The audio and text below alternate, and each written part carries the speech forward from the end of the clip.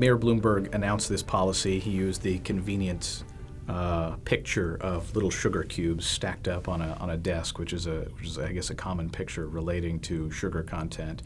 But a majority of New Yorkers are against him. What makes this a good policy in his eyes? Well, Bloomberg has been consistent over the years about wanting to do things for our own good, whether we like it or not, whether we asked him to or not. And this is the latest in a series of paternalistic, to put it neutrally, or nanny-ish health interventions. His Department of Health loves the word interventions, which are aimed at changing or reversing the choices that New Yorkers make about what to eat and drink. It's obvious that people will try to get around this, both on the producer side and consumer side. What about 2-for-1 deals? What about free refills? They are not banning free refills. I don't think they're banning 2-for-1 deals. And indeed, part of the derision that this proposal occasioned was that it combined such petty bossiness on the one hand with such incredible ineffectiveness on the other hand, because there are so many different ways in which someone who wants a sugar rush can get around it. You can buy two of the smaller drinks at once. This turns New Yorkers into two-fisted drinkers, whether they want to be or not. You can get various other drinks, drinks based on milk, for example, even if loaded with sugar, will be fine. Someone pointed out that apple juice, the apple, the symbol of New York City, has just as much sugar as a Coke, and that's when it's unsweetened. When it's sweetened, it has more. So you can get around it by going back for a second one, by buying two in the first place, by buying from the many outlets like supermarkets that can go ahead and sell you a big one. It's just making life a little less convenient for people who don't have as many choices, who are too busy to plan ahead, to plan their way around the Bloomberg ban. And the big consumers of what he just banned are younger males, which also, by coincidence or not, happen to be just about the skinniest and most healthy section of the population. This is not, in fact, a drink favored by the people with middle-aged spread. Most of the people who are getting the really big gulps or whatever are active people who are also burning lots of calories. This isn't the first time Mayor Bloomberg has done this sort of thing. You've talked about him having sort of a history of this kind of activity. He has a long history, and he has sort of empowered his Department of Health to be much more aggressive than any other comparable body in the United States. People remember his trans fat crusade, reaching into the recipes of the fry cooks of New York, saying that the donuts and the French fries have to be made with other types of fats and oils.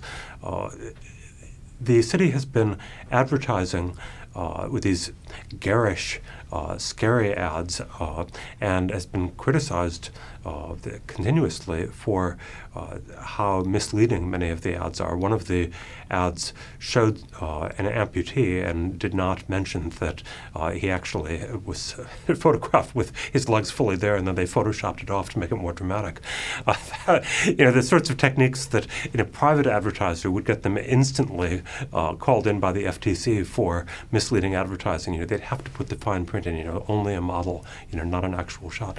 New York City doesn't care. It's a government. But beyond that, their advertising in New York has gone after, for example, canned soup, which most of us think of as a pretty healthy food, and which actually is a pretty healthy food, but it does have a lot of salt in it.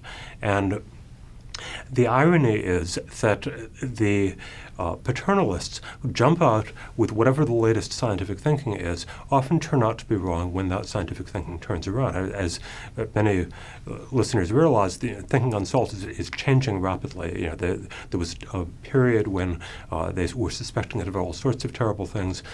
Now newer research is indicating that it's probably not so bad for most people, although there are still people who are told by their doctors to avoid it. So New York City is scaring moms from giving their kids a can of vegetable soup. What are the kids going to eat instead? Almost certainly something less healthy than that can of vegetable soup. Where is the money coming from for these kinds of projects that Mayor Bloomberg and other cities and states are trying to execute? Well, this is something I'm surprised it hasn't gotten more publicity because there is a federal grant program and the Obama administration, which realizes through prudent politics that it doesn't dare do some of these things itself. It shovels money to the administration of New York City to do these same things. It financed those ad campaigns, for example. It finances a bunch of the wilder new experiments in New York. And to me, if the Obama administration, quite rightly, wouldn't be daring to do those things because it knows how big the backlash would be, why exactly is it using federal taxpayer money to have it done in New York?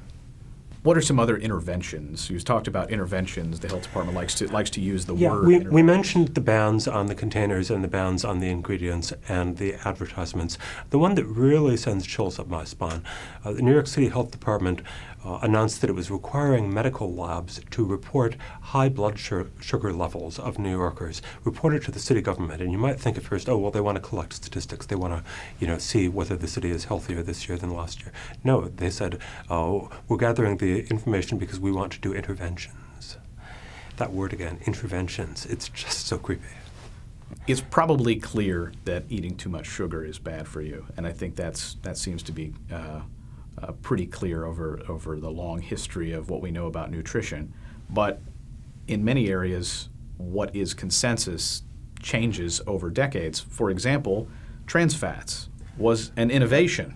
Well, and in fact, for years and years and years, the government urged us to eat margarine rather than butter because animal fats were being demonized at the time. And later on, they flipped.